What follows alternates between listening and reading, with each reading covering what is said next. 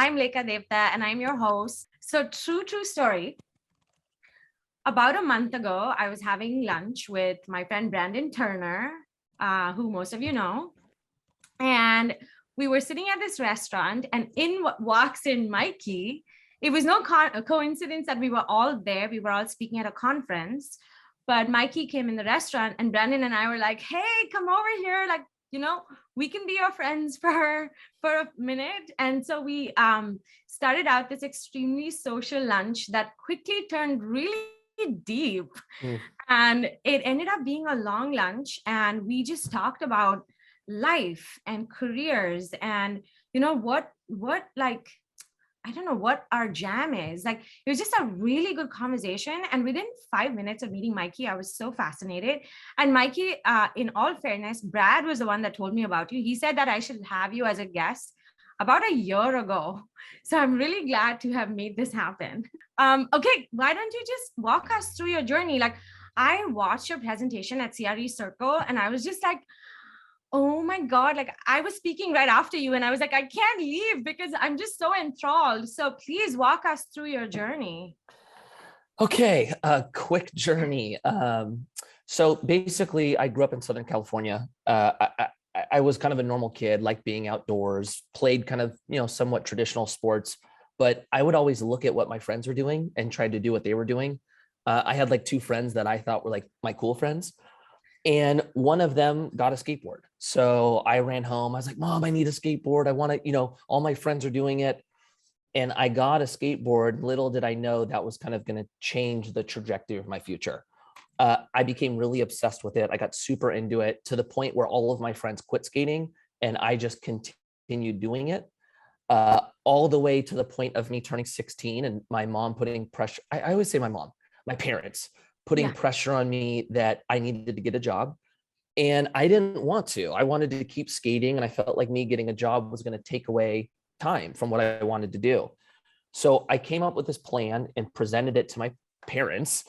And I was like, okay, guys, what if I get companies to give me free product, and I'll get free shoes, free clothes, free skateboards, and then I can take some of that, sell it to my friends, and then I could have some money to buy what I need to buy, food, gas, etc. And I think my parents thought it was so crazy. They're like, okay, you pull this off, you're good. So I had a friend who had a camera. I convinced him to help me make a videotape of me skateboarding. I went through all the magazines, and every once in a while, when somebody would have a magazine ad, they'd put their address, the company address at the bottom. So anyone who had an address, I took it, I sent a tape out to them. And basically, I sent 40 tapes out. I didn't get any callbacks. Convinced my friend to film another video of me, a better one, did the same thing. And then eventually 3 companies called me, ended up sponsoring me. So I was getting, shoes. I got shoes, clothes, and skateboards from 3 different sponsors. And then I had a little hustle where I would sell some of the extra stuff and I'd have a little bit of money. And that lasted till I was about 18 when I was going to graduate. And at that time, some of my sponsors wanted to start taking me around the world. There was a big Europe trip after my senior year. And my parents were like, absolutely not. You're going to college. You're not going to be some like fringe skater who like ruins the rest of their life. And so me and my persuasive ways, I convinced my parents that this was going to be short term and I was going to do it for a few years. I was going to see the world, etc. And then the skateboard industry just exploded. It kind of became this new thing where everybody started dressing like skaters, even if they didn't skate, which meant there was a lot of new dollars coming into the industry. And so I went from like a 19-year-old kid making $800 a month to being 20 and I'm making more than my parents. It was crazy. So I had something where I was like, okay, this is awesome. I'm making money, I'm traveling, but I picked a career that didn't have a long lifespan to it. And so I always felt like I was living on borrowed time. And I always had this outlook that my sponsors controlled my future. And I didn't like that feeling. They got to decide how long I was going to be a pro skateboarder. They got to decide my income. And so from an early age, I remember just trying to figure out how to take control. How do I take control from my sponsors? And my original plan was to live like I was completely broke and invest that money so that I had enough cash flow coming in that eventually got to a point of offsetting that income. And that was kind of the holy grail for me until we started St. Archer. And so when we started the brewery, that kind of changed my outlook of what was possible for me. Prior to that, I always thought my talent only relied around skateboarding. And if I couldn't ride a skateboard, I was talentless and my earning potential was going to go significantly down. After St. Archer, I realized that I had a skill set that I could plug into the rest of the world that ultimately brought my potential much, much higher than I thought. And so after St. Archer, we sold St. Archer. Then I started my current business, which is Commune Capital. We're a private equity real estate firm. And we focus primarily on storage and multifamily. And we use social media to basically create educational content. So we're doing some type of give back for the youth who doesn't have the, or if they have any type of path that I had, we don't have the schools teaching us about money. So we try to package content together on platforms like TikTok, Instagram, et cetera, so that, you know, the Gen Z generation, millennial generation will consume it and then learn from it and then apply it. Okay. So, oh my God, that was 25 years. That was 25 years and 5. Yeah. Yeah. So one of my questions was going to be like, how did you become an entrepreneur from being a pro athlete? But hearing your story, you've always been an entrepreneur. You're an entrepreneur before you even became a pro athlete because you were thinking like one, you had your negotiation skills down, you had your, you had all these like intrinsic qualities that makes a good entrepreneur. I started my first company when I was 18 years old, and similar to you, like I just had all these crazy ideas, and I only started my company because I was grounded from partying too hard, and my parents said, that's it, like I couldn't go out anymore. And they actually caught me sneaking off, and it was just bad scene. And I was grounded for 3 years. And so I was like, okay, let me start a company from this, right? Like whoever thinks about that. But I was like, I'm gonna make so much money, I'll show you, was my attitude. And, you know, listening to you, it was like, it's similar story. So then how do you, like, you know, how do you end up selling a company to Miller Coors? I mean, there's a million breweries and microbreweries here, even in just like little Seattle. No one's selling their company to Miller Coors. It's like the best brand in the country. Right. So there was a couple things. One, we had the perfect storm in a sense of a brand or a company that one of the big players would want to buy. And at that time, there was something kind of unique happening where, you know, Miller or Budweiser, they were trying to create like these spin-off craft breweries or craft style beers that were not resonating. The people just could not get behind it. And craft beer, even though it made a small percentage of the total beer market, it was growing very significantly, and they wanted to participate and they just kept failing. So they kind of changed their strategy and started trying to gobble up the brands that were making impact in the craft space so that they could basically own it and then open distribution. And for our company, we took a little bit of a different approach versus our competitors, where our competitors just tried to get accounts open. It didn't matter where the accounts were. It didn't matter if they were nationwide. They just needed accounts opened. And we had the mentality of our breweries in California, we are going to own California first. And we are going to create a demand that is nationwide, but we will not let it go beyond us until we own us. And so for somebody like a Miller Coors or a Budweiser or a Constellation, that's very desirable, right? You're telling me you've got a brand that has radioactive growth, straight vertical, that only participates in California. The rest of the nation wants it. Yeah, we'll open up this distribution, and that would become their pathway towards a return on our company because they could open up their machine to get it out there, right? We didn't have relationships with these companies. What happened to us is we had a broker or somebody in M&A that was specific in the beverage space that approached us and said, you guys have a crazy brand. We think there's interest.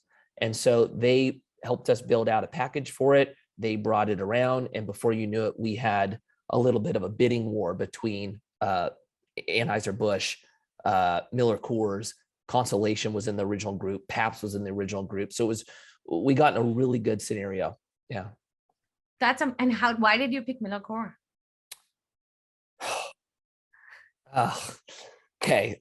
One of the real reasons was how the deal was structured. Gosh, now I'm saying this. I'm wondering if I can even say this. I should be okay saying this. AB's deal was heavily on the back end with very little on the front, and Miller Coors was opposite. And so we didn't necessarily have all of the trust at that time that AB was going to be able to get us to those benchmarks that we needed to hit to achieve that back end structure, back end deal. Where Miller Coors, in our perspective, there was less risk on the table because we were getting so much up front. And then the back end deliverables we still wanted to hit, but we weren't losing potentially, the majority of our brand if we didn't hit them. But that's fair. Yeah. That's, that good decision on your part. Yeah. Brad, you think I'm okay saying all that? You think that compromises anything? No, I think you're good. And I think you're absolutely correct, because being at an AB house for 12 years or whatever it was there, it's the same thing. They buy all these companies out. They don't care. They're just trying to mass distribute. So I think it makes complete sense. I'd rather you see that with like a New Belgium too, where it's all these microbrews are regionally, and they're really good regionally. You get them outside that state and they fall on their face. Like New Belgium's so big, you get outside of it, but they've got fat tire in certain regions, but majority of their sales are still Colorado. Like a Bell's, I'm sure a lot of people have heard of Bell's. Michigan, it's huge. You get outside of Michigan, it's really not that big. Right. Where you guys were probably the same and waiting for that growth in other spots. I think you made probably a good decision there. So. Right. So that's how it happened. That's how it happened. Amazing. So you've had 2 super successful alternative careers. What did they teach you to what you're doing today? That's a good question.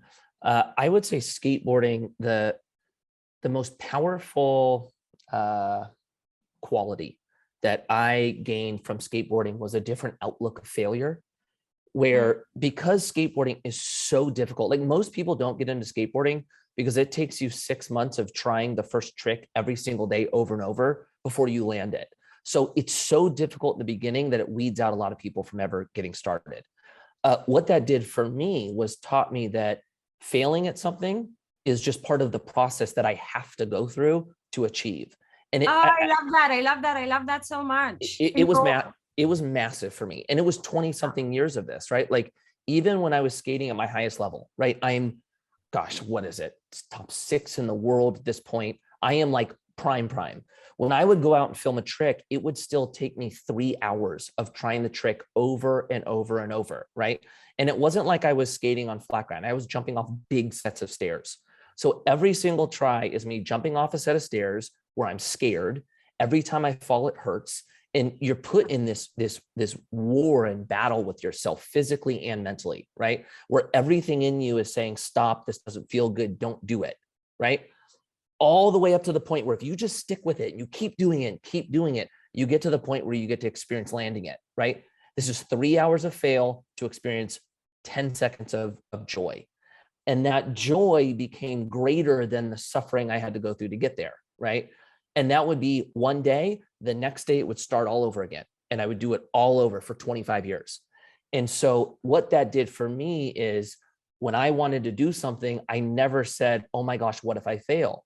The only thing I looked at was, this is what I need to do. And everything along the way is going to be my failure to get there, but it's natural and part of the process. That was huge for me. I would say the thing about St. Archer that changed everything for me is kind of what we were talking about earlier.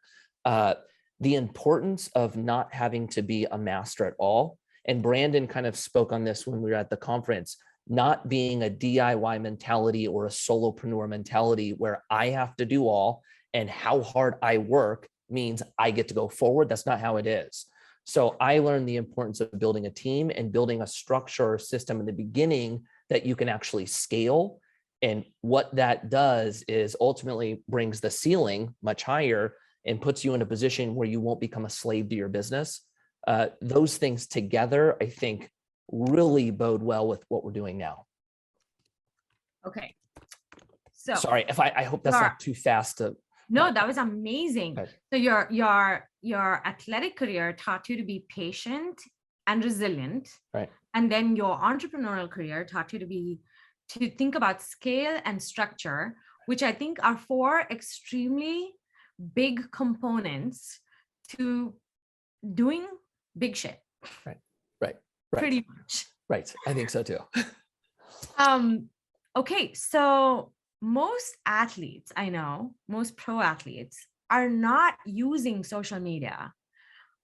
You have what, 500,000 followers on TikTok. You have almost 1 million followers on Instagram. You have a kick-ass, most entertaining YouTube channel, which Drew, if you could find a link to his YouTube, I'd love for you guys to go subscribe because it's just so entertaining.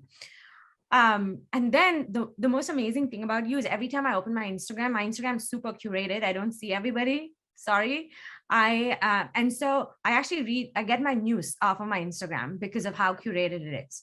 So like I watch your videos and I'm like, oh my God, like that is so cool and so well done. And it just hits to the point. And it's something like, something that I have to be thinking about. Like just, your 2 videos on what to do in a recession. Right. I mean, so simple, yet it hits 1 million viewers and it's just like so easily digestible. So what made you think that, oh, I think I should go on social media, aka TikTok, and put out all these videos?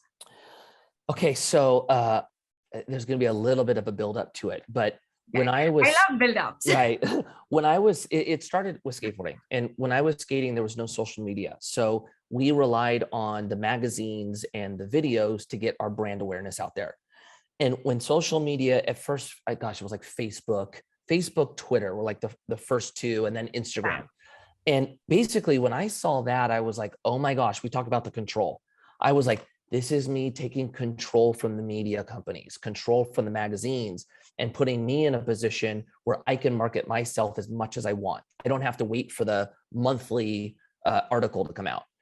And at that time, no other skater was doing it. Like it was really weird for us to post ourselves skating, but that changed my career. I became so large in the sense of brand awareness and being able to sell product that I was like, oh my gosh, social media is power.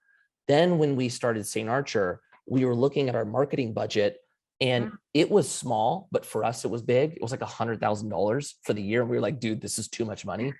And one of my partners said, what if we just post on Instagram? This is 2011. So this is before influencer marketing. He was like, what if we just post on Instagram? We could save that $100,000 and use it somewhere else. And so we were like, okay, let's try it. And Instagram, we built the whole business on Instagram as far as the brand goes. And it was so crazy because for the first time, we all went, wow, we can use these platforms to drive business to our company, which then would bring us to an exit at a multiple that didn't make sense, right? And so fast forward to my next company, we created a model that worked, but it only worked in certain industries. So my partner stayed in alcohol and he went and created a seltzer brand and applied the strategy that we created there. I went into commercial real estate and I was like, this industry's stale and boring. Let's try to add something cool here, right? But I didn't want to do it myself in the beginning. I didn't want to be front facing on it. I wanted to bring people together like we did with St. Archer and create mini documentaries on the person. I wanted their financial journey to be the explanation to what they were doing and use this collective of people to push the mission forward that we need to pay more attention to our finance. We need to empower ourselves, educate ourselves, plan, and ultimately promote this out to the rest of the world. And I couldn't get anybody to do it. Nobody wanted to talk about money. They were so uncomfortable with it. So I'm looking at here going, oh my gosh, the entire marketing concept that I created for our brand and no one will do it. And so basically I went, shit, I guess that means I'm doing it. And so I just jumped out and basically started using my personal platforms as the source to try to get this content out. And in the beginning, it was painful. It was 3 years of backlash. And then TikTok hit. And then I started building on TikTok, which I wasn't sure how TikTok was going to go. It felt very young. It felt very like teen bop dance move. And I was like, okay, whatever. I'm just going to be this like old and millennial straight talking about money. We'll see how it goes. And then it just went nuts. So that's how we got here. Wow. So you got on the TikTok trend well before it was a TikTok trend. I got on like right around the pandemic, March of 2020. Which Yeah. is awesome. Yeah. That's when I got on LinkedIn, and I think LinkedIn's been powerful for me. Right. So yeah, just kind of a desperate move to just figure out how to get this thing, to reality. That is amazing. Okay, so let's talk about Commune Capital, and also, like, you said that you were exposed to commercial real estate. Like, what really exposed you? Like, why not residential fix and flip? Why not multifamily investing? Like, why did you pick commercial? And what do you invest in today? Oh, that's a good question. Okay, so I first got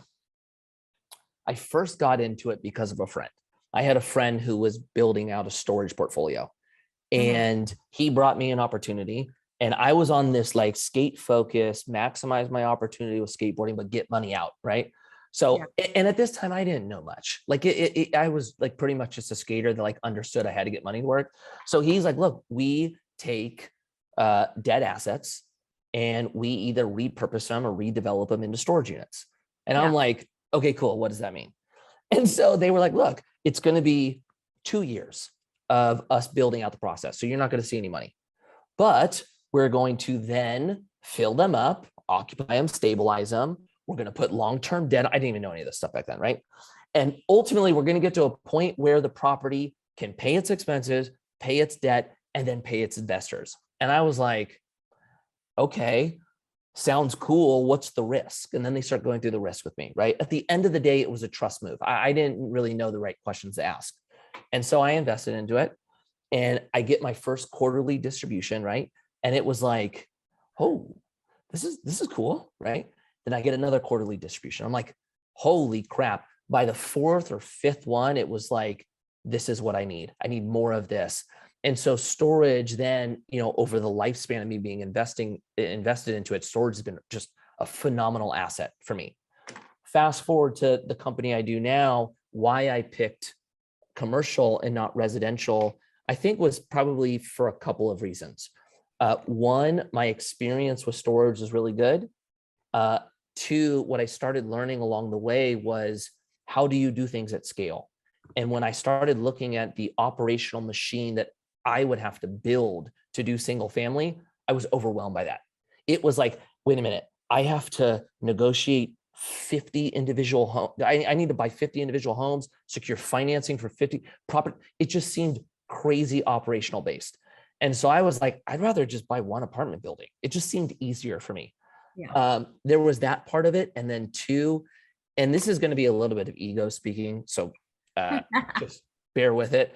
To me, it felt like everybody did residential. It felt like that was such a natural evolution to, I'm a real estate investor. I'm going to do residential. I felt like by doing commercial, it was different than most. And I kind of like that. I was like, I don't want to do what everyone's doing. I want to do something different. And then to find out now, it feels like everybody does this. And I didn't think it was as unique as I thought,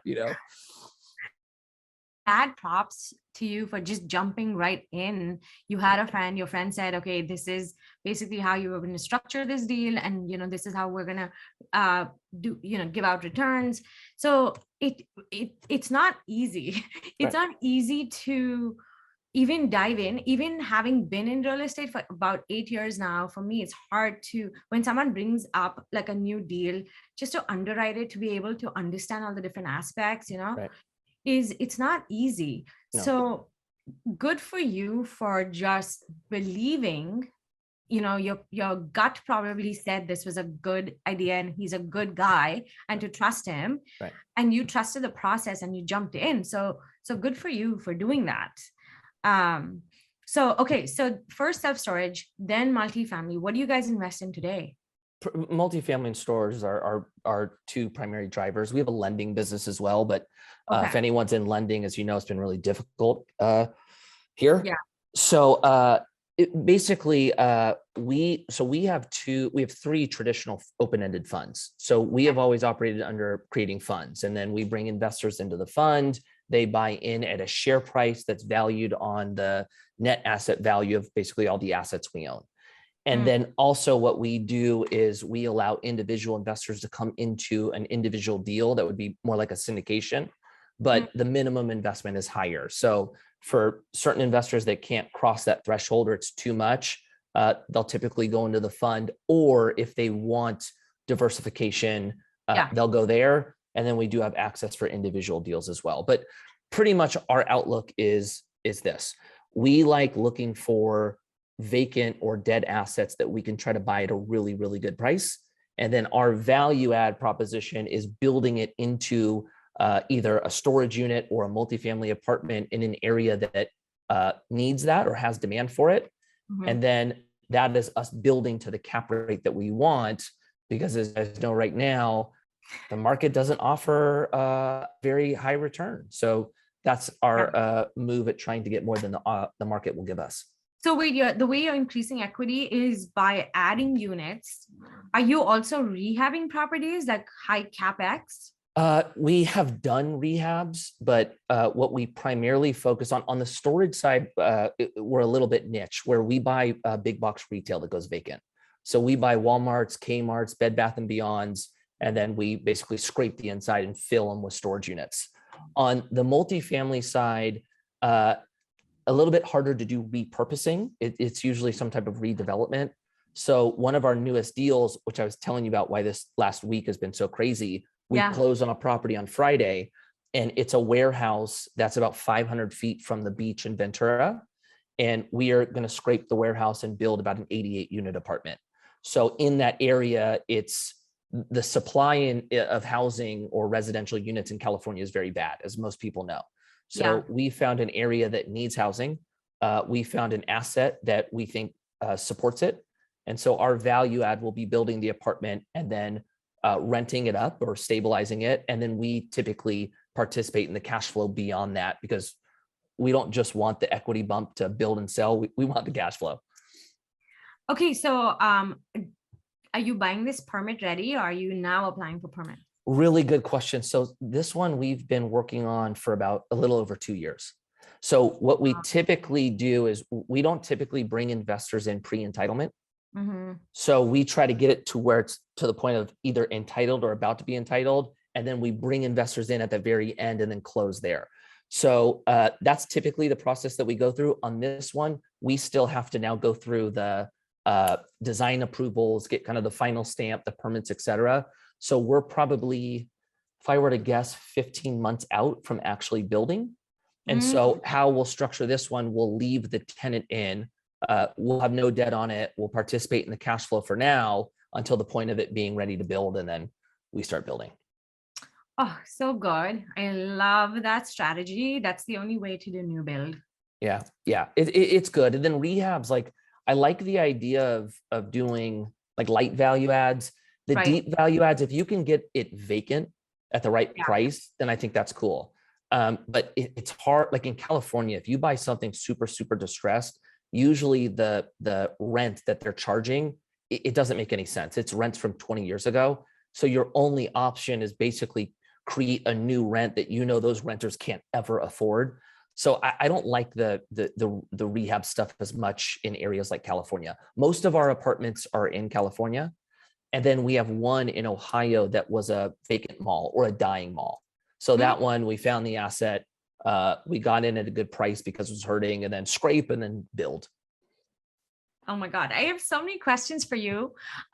This has been such a fun conversation, but I'm going to take a 5-minute break and actually talk to someone else to give you a break also. Okay. So I typically do this where, we have investors that join us from different areas of investing, different times, different experiences. And so I always try to bring someone on who's been investing for just under 2 years to kind of show you that if you're just getting started, it's still a possibility. And you can invest in any market, you can invest at any time. There's always opportunity. So I want to bring on my good friend, Hello. Cayetano. How's it going? Soli and I are actually up to something, but that we can't talk about, but hopefully we can soon. But that's a little teaser for all of you. But I want you to meet Soli because Soli lives in San Francisco. Obviously, that's one of the hottest markets in the country. And so I have a lot of people that reach out to me all the time from San Francisco, LA, Seattle, New York. They're like, oh, we live in such a hot market. How can we invest? Like, there's no way I can invest in state. Soli is the perfect example of how she took on a different market to invest in and crushed it, although she lived in an expensive market. Soli, welcome. And talk us through your journey of how you used to be a barista and how you were exposed to real estate.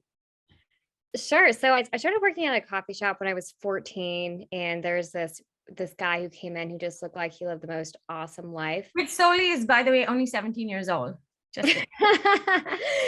Sometimes I get asked, no, I'm not. I'm 24. But I look 17 sometimes.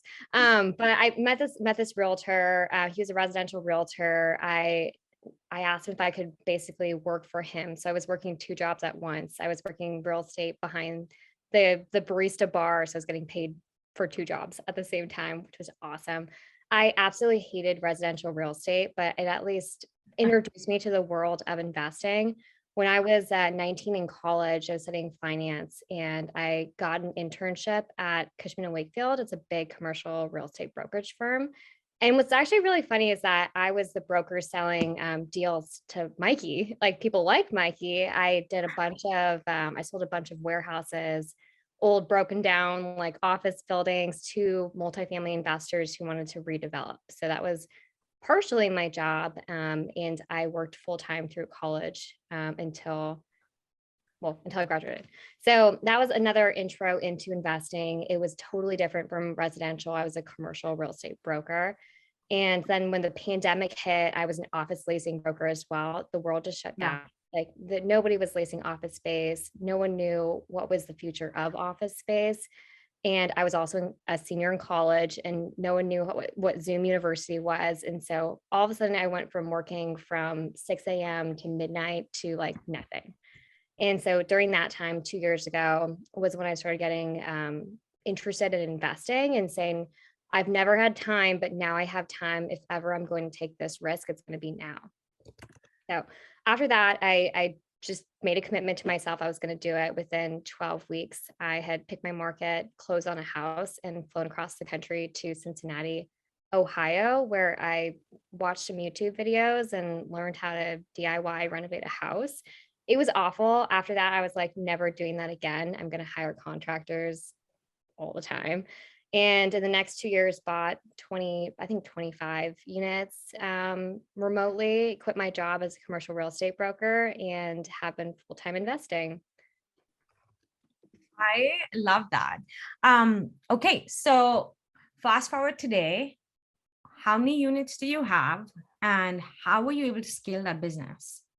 So right now I probably like 25, 26, something like that, units that I'm holding. I flipped a couple houses. I have a mixture of long-term rentals, midterm, so nurse executive rentals, and short-term rentals as well. And I scaled primarily through private money from social media. So going to get on the train of saying how awesome it is to put yourself out there, because you never know who's watching and who wants to invest with you. So just like Mikey, I also have Soli on my feed, and honestly, her videos, I always send it to my content creator, like Randy, and I'm like, can we do the same thing? Can we do the same thing in all like transparency? Because it's so cute, and you have the best music, and sure, let's share it. Oh no. I like that. We're gonna watch this live. Yeah, we'll watch it live. Hold on. I also have a social media, she's amazing, a manager, and she wants me to dance more on social media. And I'm so bad. Save it for the party, Soli. Party. Well, wink. Wink, wink. Okay, hold on. So you guys, no joke, she's so adorable. Here. Pick a good one. You tell me which one to pick. You pick one. I trust you. Okay. Mikey needs to dance more too, apparently. Okay. Okay, let's see. This one looks cute. Oh, you got to turn the volume on. Wait, hold on. Wait to the transition. Boom. Okay, you can turn on the music now.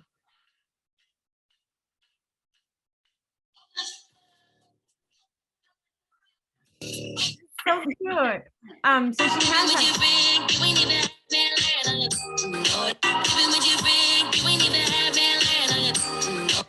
it's annoying when it plays like 8 times. So thank we could you. just sit here and watch your videos all day and we'd be thoroughly entertained, both Mikey and I. Yeah. But like, she is amazing because she now has 35,000 followers, and clearly it's because of the amazing content she puts out. Again, just like Mikey, she makes it super fun to watch and easily digestible, which if you're a Gen Zer, you know that that's what you want, like short attention span, short, like quick, just, you know, taking enough data and then moving on to the next, right? So she does an amazing job with that. Soli, what are your 3 favorite resources to keep up to date on market trends?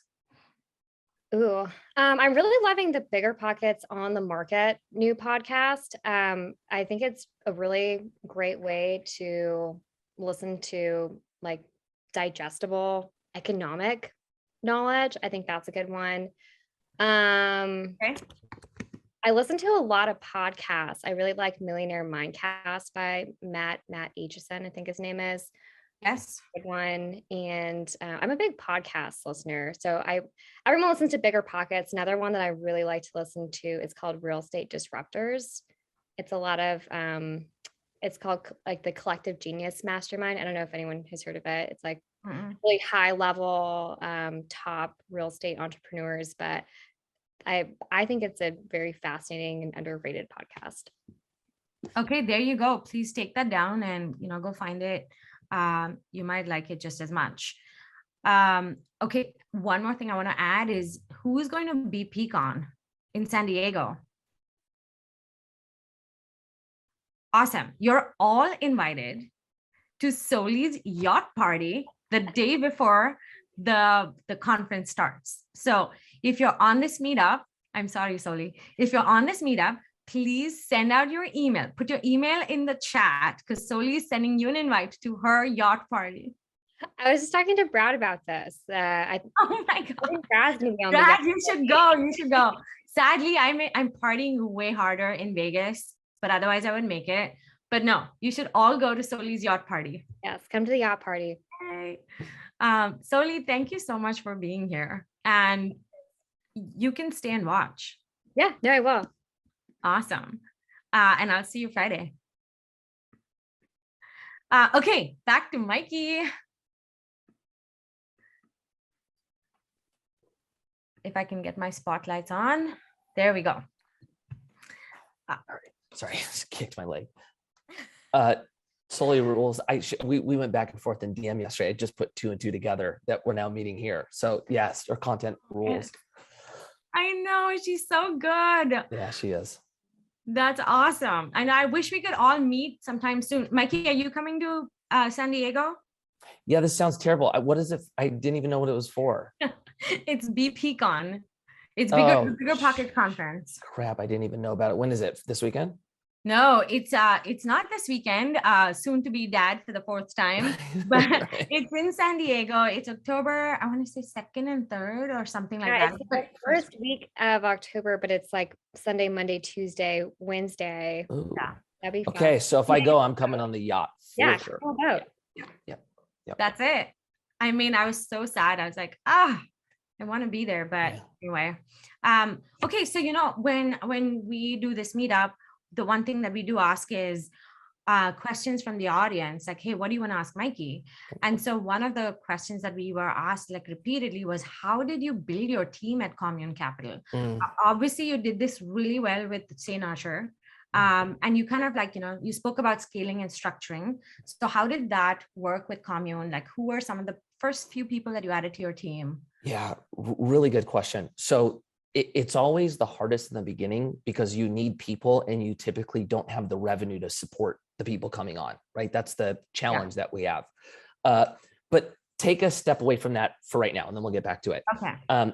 For me, myself, I am not an operator at all. I am a idea, energy, and drive people forward.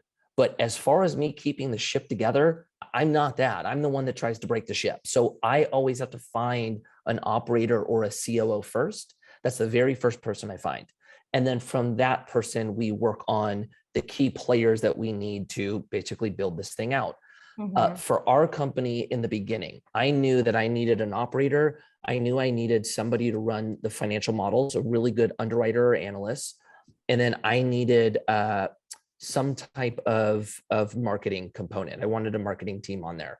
And so in the beginning, we had, let's see, 1, 2, 3, 4. I think I got five people to do this thing. The hard part is the money, right? How do you pay for great people when you don't have money? What I found works for me is I have to paint a picture of what is possible. And in that vision, at that time, it was this, right? I'll tell you the whole strategy. I saw an opportunity in commercial real estate. And when I looked at it, there were two things that I saw. One, it was boring, it was stale, it was outdated, and it felt very old. The other thing is people were dying, or maybe not dying, they were thirsty for information on how this machine works, right? So I saw that as, how do we take what's missing and apply that to this new generation, which typically is moving towards crowdfunding information, crowdfunding money. It's a different way of gathering, right? So when I was basically building out this concept of the business, when I was talking to the first few people, I was like, guys, this is what we're going to build. We're going to build a very successful real estate firm that performs the returns that we need to compete with everyone else. 2, this is how we separate ourselves from everyone else. We're going to use social media. This thing's going to look more like a clothing brand in LA than it's going to a commercial real estate firm, right? Yeah. And we are going to use platforms that they're not using. Hence, we're using TikTok. No one in our world is doing that, right? And then I also painted the picture of how big we can get and how much financial return we could make if we do this right. And in that saying, guys, I'm not just doing this for myself. This is what we are doing. We are going to do this together. We're all going to own equity in this. We are all going to participate in everything we're willing to do now in the future, right? That's going to buy you 2 years, right? If you're not making steps at building towards that vision, you're going to lose people, right? So the beginning is you selling the vision and what can be accomplished. And from that point on, you better start making those steps forward, or you're going to start losing the team. And if you start losing the team, it becomes difficult to start filling new people in, because you now have a reputation of you're all talk and no action. So it's a little bit systematic along the way, but you have to paint the picture first. And I think you have to give people equity to be a part of it, or it makes it very, very difficult, because then you're just relying on revenue. And if you're relying on revenue, you're paying people more than they can make somewhere else. That's not going to give you a lifelong partner. That's going to give you somebody as long as they have another option that pays them more, and then they're going there. So I'm a big believer of, we own this thing together and we build together.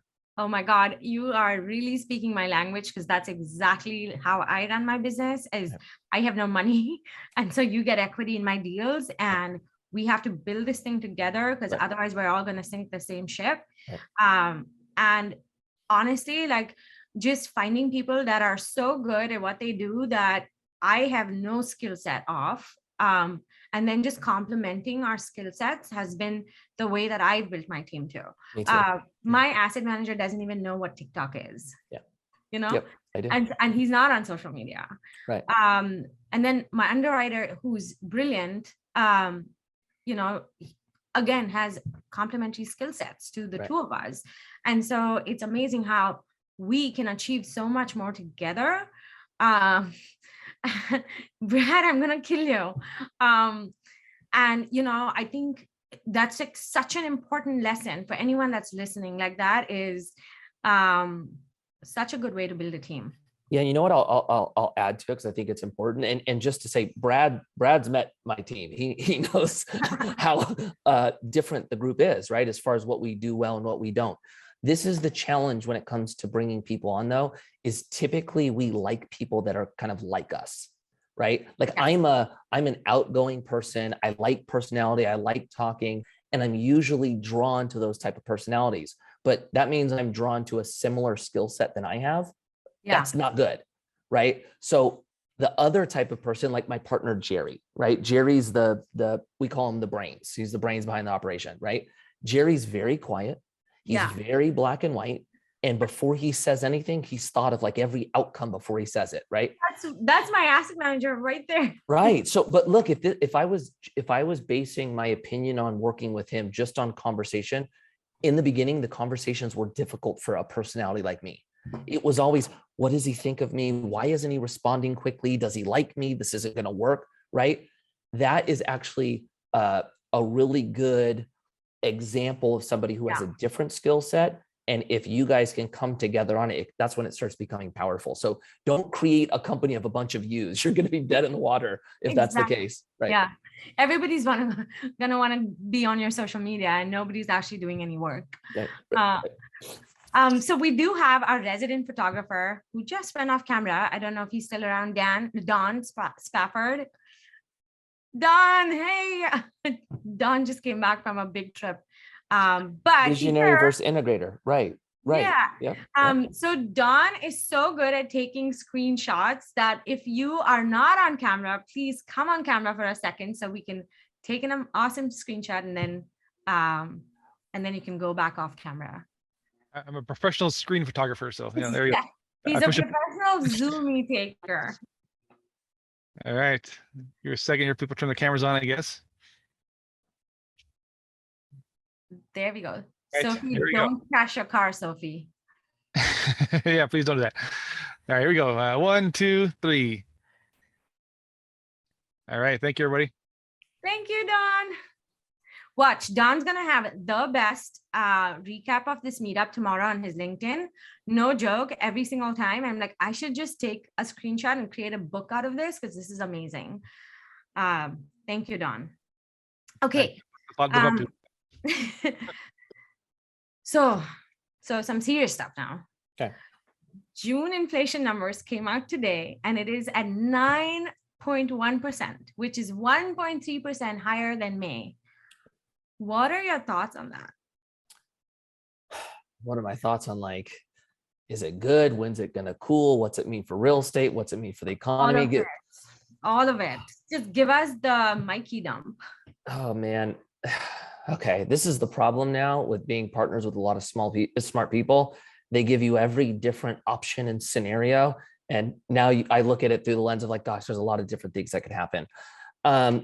Look, inflation for the masses is very, very bad. At this rate, this is not good. There's a small percentage of people looking at this long term where it's actually helps, but as far as all of us together, it's not good at all. What do I think is going to happen? I mean, what most people think is going to happen, at least from the Fed and their response to it, is they're going to keep jacking or hiking rates, and then they're going to start bringing them back down. What happens in the interim, we'll see. I'm under the perspective that I don't think the Fed's going to do what needs to be done to really stop inflation like Volcker did in the 80s. I don't see that being a scenario. It could be, but I think if they did that, we're talking about an economy, being hit like we've never seen before. Yeah. I see that less of a possibility. Look, there's a lot of moving parts right now, though. Inflation is driving prices on the things that actually matter and that we buy to a point where people just can't afford life at what they're used to.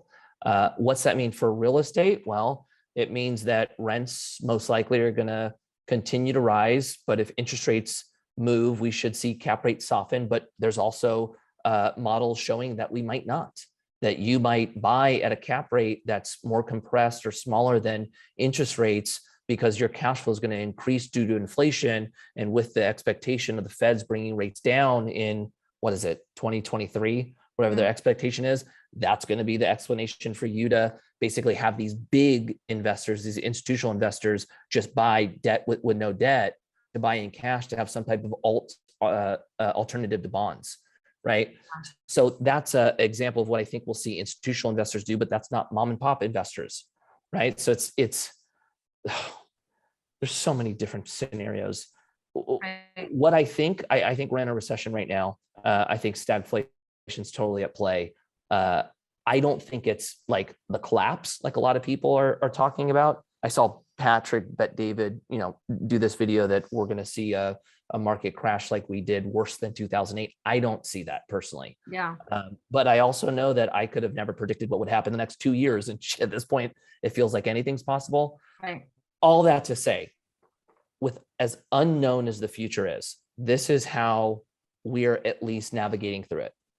When we're looking at buying a property, we are stress testing the crap out of the deal. The discipline that you have to have right now is just really high. And so when we're looking at a deal, one, we want to use this uncertainty to use it as leverage to negotiate a price down. We want to get a better price because of it, or some type of risk premium, right? When we're underwriting our interest rates, so basically we're doing some development. What are interest rates going to look like 2.5 years from now, right? So we're adding a significant amount of cushion on that end. What does it look like if we can't get the rents we need to get? What does it look like if construction costs run up an extra 10 or 15% above our contingency or our cushion, right? And we're trying to stress test this thing so hard to make sure we still have a deal, but you can also manipulate a deal not to work the same way you can manipulate a deal to work. Yeah. So you get to a point where, look, there's always going to be risk. We're just trying to really, really prepare for those.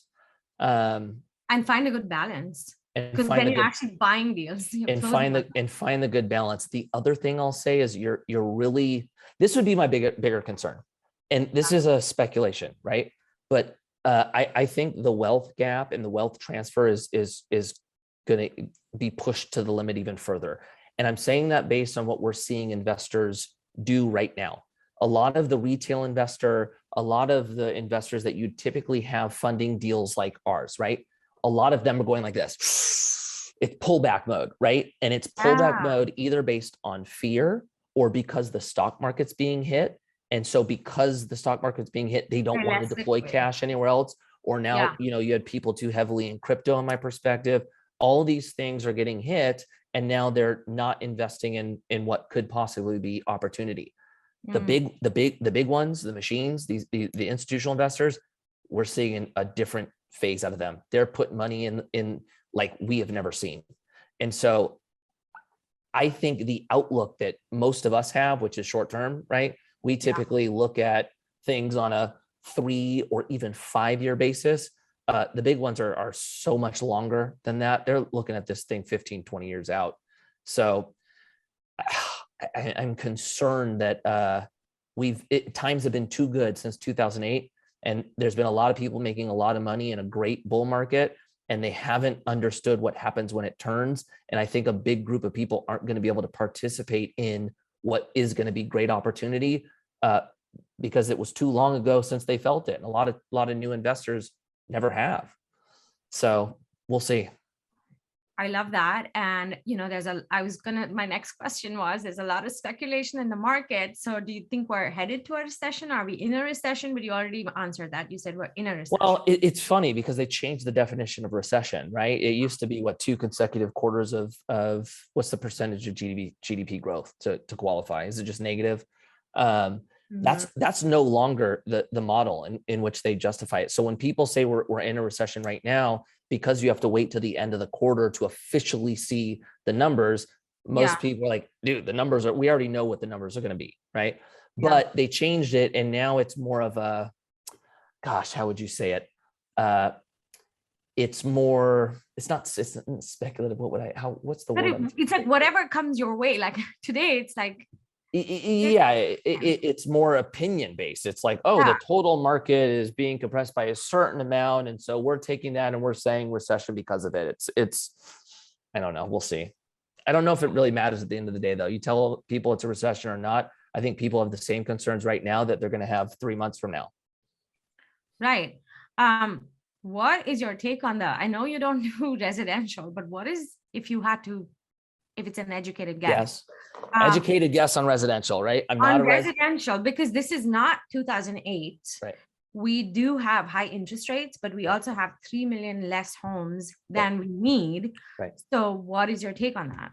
Okay, so my take on residential, look, residential is typically the first to move, right? Residential is more volatile than typically most of commercial. And it's going to be location specific, I think. Like we're seeing right now in somewhere like Austin, right? Austin prices are coming down because of the rise of interest rates. Projects are sitting on the market longer than they were last year. But what we saw in the real estate market, specifically to residential this last year, was not healthy.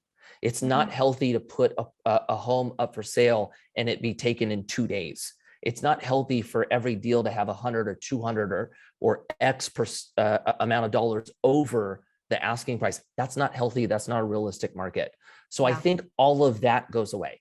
I think we move back into a scenario where a home sits on the market for 30, 45, 60 days. I think prices get back to what the actual value is instead of what I think is the COVID inflated numbers. Yeah. But to like kind of the national wide numbers, there's still a significant shortage, right? The reason why demand is high right now is very different than why demand was high in 2008. Demand isn't high because of bad loans right now. It's high because of supply. And we've done a very poor job building and being able to build the amount that we need to just offset the demand.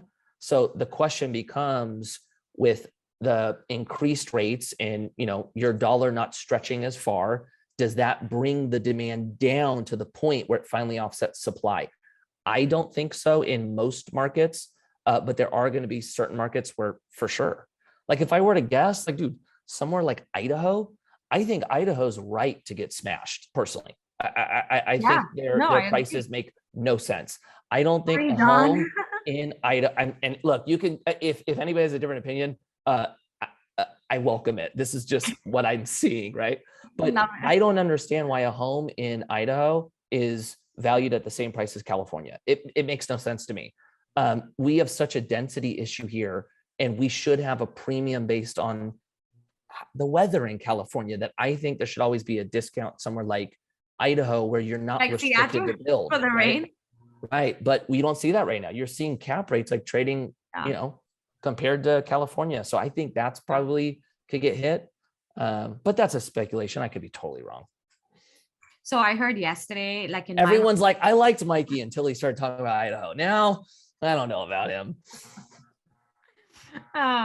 No, I heard that in my market in Seattle, we've had some crazy bidding wars. Like my own homes have gotten bid over 200, 300 grand, which was great while it lasted. But now there is a softening. We're seeing the softening. There's a new bidding war situation where the new, I want to say like bar for bidding is maybe the house sits on the market for 2 weeks, but you still get an at list offer or just below list.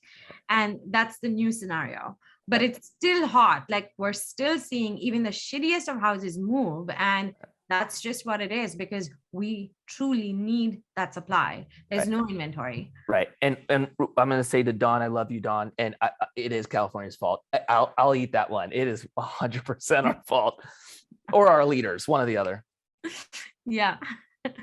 Okay. So when we were in Boise, you had to skip out on our most epic dinner and karaoke night to go back to attend your investor dinner because you are raising capital for this big deal. And then 2 or 3 days after that, I saw on social media that you had raised all the capital you needed. So you are obviously doing something amazing and something right. What are some of your ahas when it comes to raising capital? Okay, I'll give you everything I know, but I have to just tell you this quick story. I'll make it quick. So babies, our due date's on Monday, right? So the 18th is our official due date. I figure Idaho 4 weeks ago, and then I had to go to New York the 2 days later, was going to be like my last trip. And that was giving me enough time before the baby could come, right? Yeah. So I go to Idaho, see you Tuesday, Wednesday, Thursday.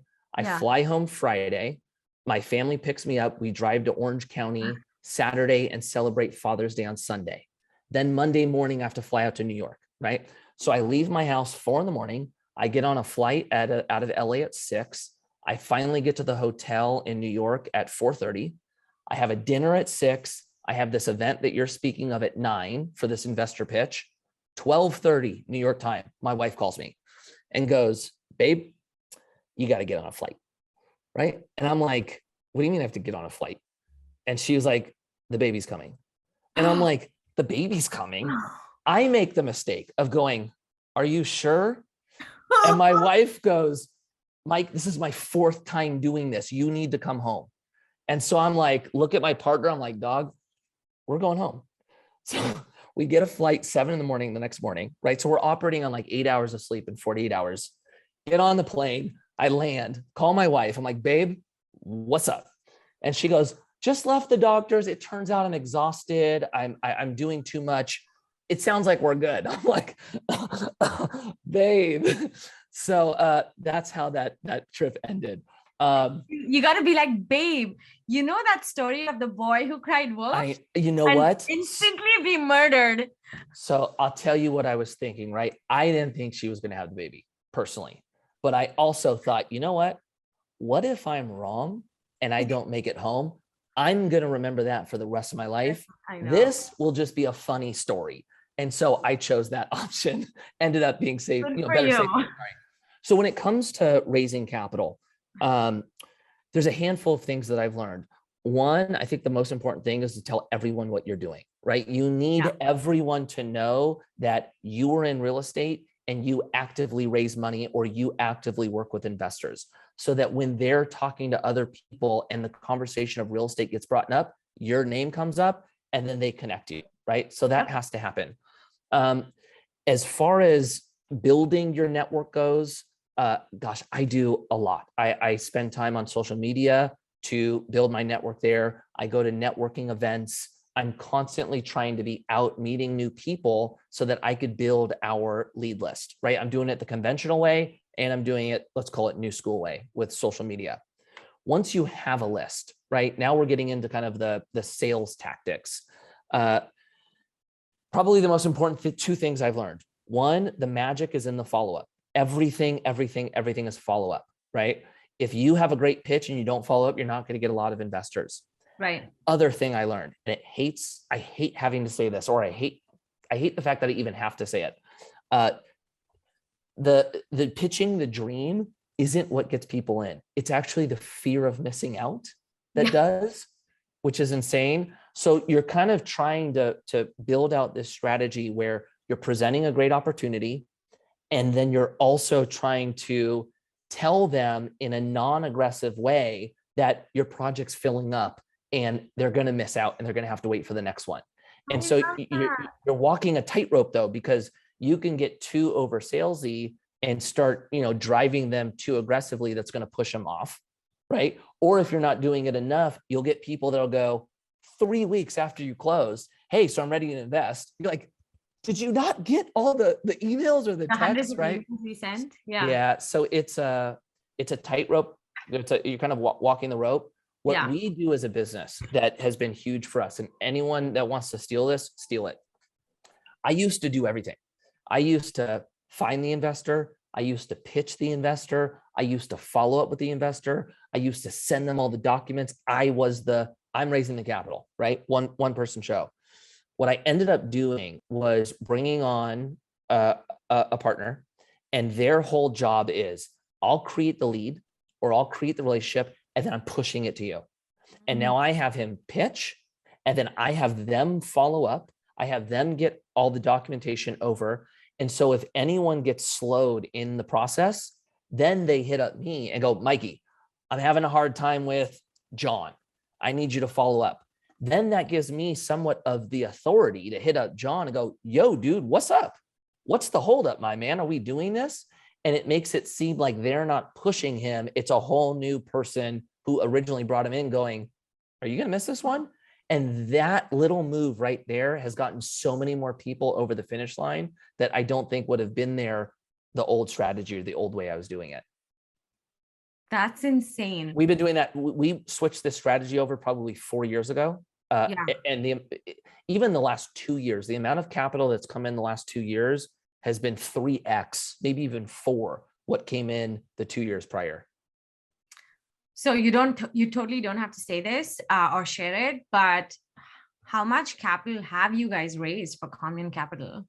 Can In you say general, that? total? In general, total. Oh gosh. Okay. So any compliance officer listening to this, I don't know officially. I'm coming up with this off the top of my head. We probably have, oh man, $60 million of equity and storage. Our lending business, we have about $42 million out. And then our multifamily portfolio, maybe about 25 million. So I think total management, we're managing about a little over 200 million of AUM, I think is around the number. Okay, so I had a few questions that came up for Mikey. How do I raise 100 grand? I hope that kind of answers your question, that you can not just raise 100 grand, but you can raise millions with the right strategies. Okay, I'm going to give you something right now because my mindset had to change this process. We Okay. all have an opinion of what a lot of money is, right? And it's typically based on at least what we grew up seeing with our parents and then what we're currently experiencing in our life, right? So I grew up thinking, holy crap, $100,000 is a huge investment, right? When I originally started pitching our investments to investors, that carried off in my pitch, right? It was like, hey, this is what we're doing. I present the idea. And then my follow-up would be, look, our minimum's $100,000. I know it's high. If you need to make, if you need me to bring it down, I will. All of that came out. That's, for a lot of people, 100 grand is nothing, right? Yeah. Then fast forward, now we have investors that will cut $1 million check, right? And I'm like, Ooh, that must feel so good. it feels great. But what you learn is like really quickly, you're going to go from like, crap, remember when I thought 100K was a lot? Now I'm like, somebody invests 250, you're like, oh, that's it. You're going to be blown away. And I don't say that egotistical. I'm just saying your perception of the value of money changes. And all that to say this, that is holding you back. So even if you think $50,000 is a lot, $25,000 is a lot, that's not how you pitch an investment. You pitch an investment, pitching it that this is a great investment, and they should put as much as they can in comparison to their risk profile into this project because it's a good project. And don't let your basis get in the way of their decision-making. Ah, that is mic drop right there. Amazing. That was big for me. It was big for me. Yeah. That is big. Yeah, no, I went through kind of a similar process. And when I first raised capital for a small single family home, I was like, I need 100 grand. Right. And now I'm like, that's easy. Right. And it has shifted my perspective. And I'll say this, I think my first real estate investment, I think the first investment I made to the storage was like 25 grand. And that was big hitter for me. I was like, right. So, it's, yeah. And it's the whole mindset shift of even asking for money. You go from investing your own money to then asking for money. Yeah, that's another one. I would say that's like a really big challenge that people have is they feel like they're asking for money. They're not. You got to get rid of that. What you're doing presenting an opportunity. Bingo. You're presenting an opportunity. And what I learned is when you start bringing opportunity to what do you want to call it? Sophisticated investors. They're thankful for the opportunity. Thank you for bringing this to me. I'll have a response for you very quickly. It's yes or no. This is why, right? That's how you should be bringing opportunity to everyone you know. I'm bringing you opportunity. I'm not asking for your money, right? Exactly. Okay, so I have some rapid fire questions for you. Who are your 3 entrepreneurial idols? Oh, good question. This is only based on business. This isn't based on anything personal life. Okay. Elon for sure. I am a big Elon fan. Let's see. Is it just Elon? It can't just be. I like Ray Dalio a lot. So Ray Dalio, Elon. My third. How am I blanking on a third? This is ridiculous. I don't have a third right now. That's not good. Okay, it'll come to you. Elon is so hot on my mind with everything going on with Twitter. Elon and Dahlia, let's put them. Okay. And then your new bestie, Brandon Turner. How about that? I love Brandon. Yeah, Yeah. I'll put Brandon. Yeah. That's it. What are your thoughts on crypto and NFTs? Oh, I think crypto and NFT is probably real similar to like the .com moment. I think it's the future without a doubt. I think it's very early, and I think 98% of it is going to get taken out. So I think it's early. I think you need to invest, in my perspective, conservatively would be my thought. But as far as NFTs go, right? I think the example of like we're selling a JPEG for $1 million because it's NFT, that's the perfect picture of we are at the top of a market that's about to go away.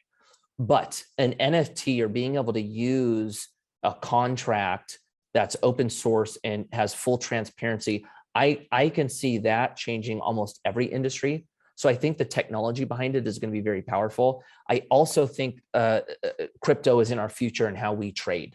It's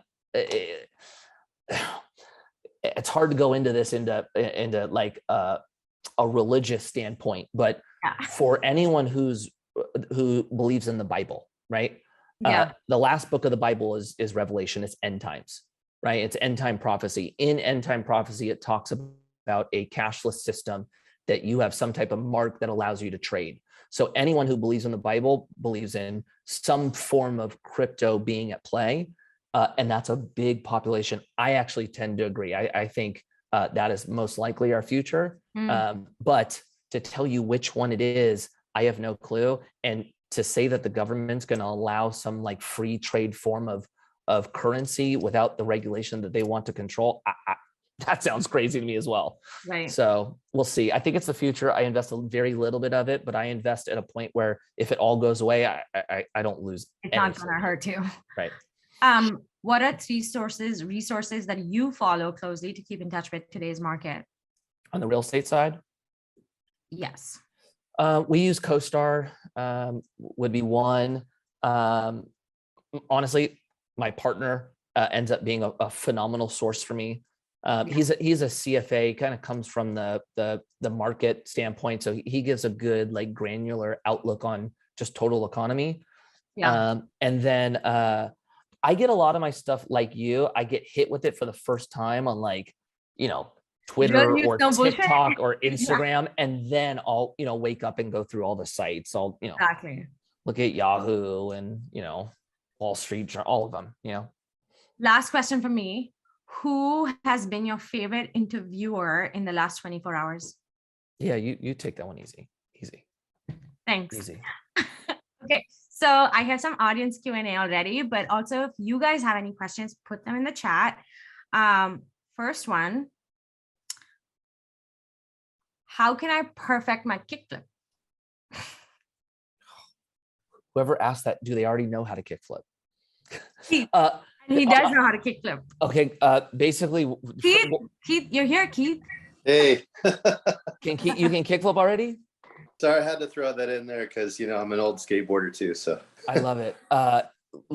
It's like anything. Practice makes perfect. I used to sit there and just practice flicking my ankle over the nose all day long. So I'm a big believer. If you do it enough times, you're going to be great at it. Agreed. So honestly, thank you. Okay.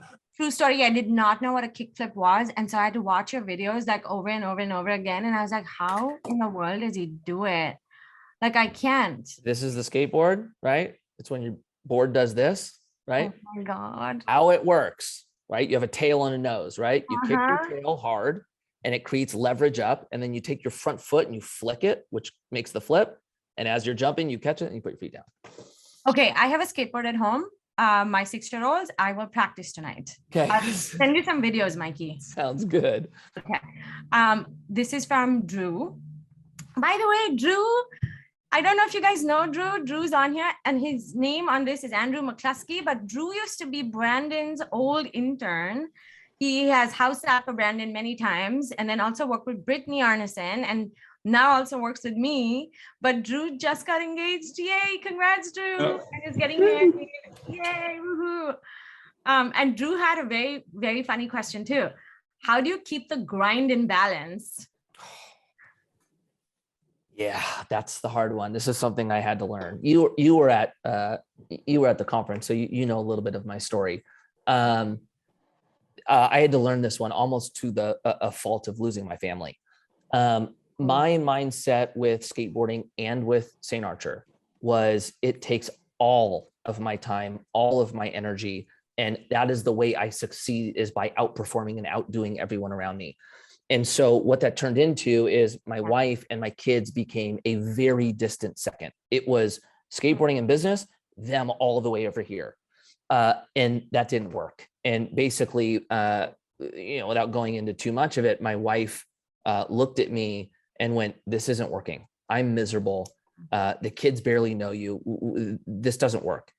And so I had to basically make a decision. What is important to me? And is business more important than the family? And if not, then I need to do a lot of changing. And so I had to learn how to restructure and ultimately have an environment where my family is succeeding first, and then the business is succeeding second, but I wanted them to succeed together. And so what I ultimately figured out, and this is something that I'm still perfecting because this is one of my weaknesses or one of my challenges. It's okay to work hard. When you're working, it's okay to step on the gas and put everything in it.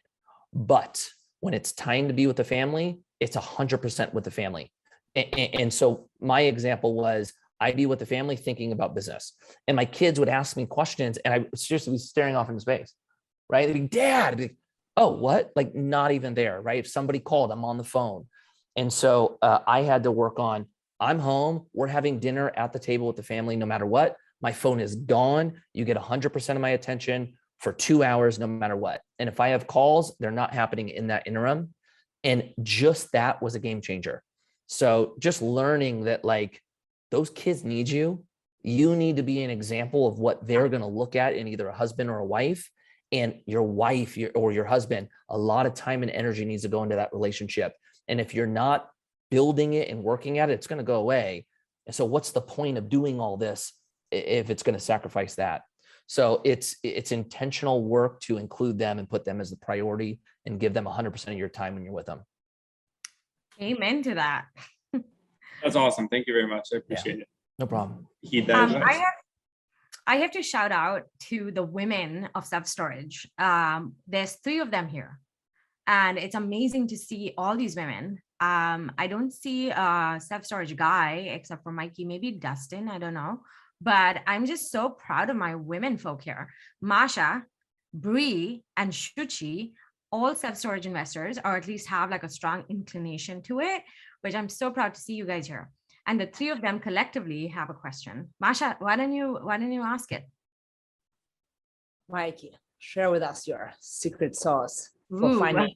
for finding big box retail spaces, or not retail, whatever you're finding for conversions. Okay, so the secret sauce, it's not finding them, actually.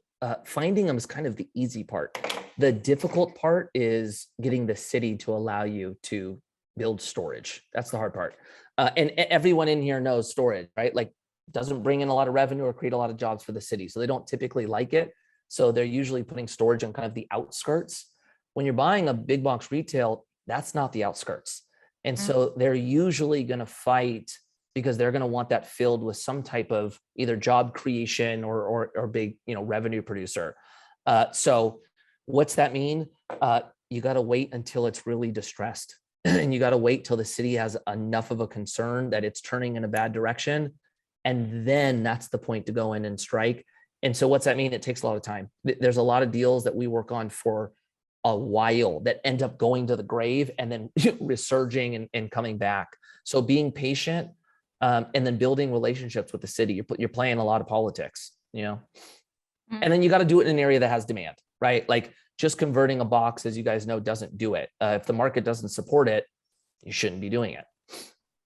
So I assume you have a partner who is dealing with the cities, right? Correct. Yeah. So at least through the structure of our team, what we try to do is like, okay, you have one person that's just outsourcing deals. We need deals coming in, right? And that person is usually the one, not always, that has somewhat of the relationship with the city, but whoever's going to be the GC, or if we have a developing partner on it, they're usually the ones that need to be plugged in. And so we try to have that done, not with me. I'm trying to put a body or a team on that. And so we can focus on getting the deals presented, underwriting it, making sure it's a good investment, raising the capital, and then managing the total process. Awesome. Thank you. You're welcome. Thank you. Any other questions? Okay, awesome. So then we'll go into breakout rooms. And yes, mind is blown for sure. I just love the way you operate, Mikey, and you just make it sound so like easy and interesting. And I would love to be on your team. I appreciate that. I do need to say though, if anybody has it, it's brutal. It is hard. It's hard work, but when you have good people around you, the hard work's actually enjoyable, you know, so it makes it not feel that bad. I know. Again, thank you, Brad, for getting us started off. And thank you, Mikey, for your amazing words of wisdom. Do not get into trouble with your wife. Hopefully the baby will come and everything's going to be okay. And it's going to be a smooth ride. And baby number 4 is only taken care of by baby number 1 and 2, because that's how it should be. Right. And that's it. On that note, for everyone here, and if you want to put it down, my email is just mikey@communecapital.com. Feel free to reach out to me directly. Mikey, you were amazing. Such an inspiration. Go kick butt and good luck with closing. Thanks, guys. Have a good rest of the day. Bye.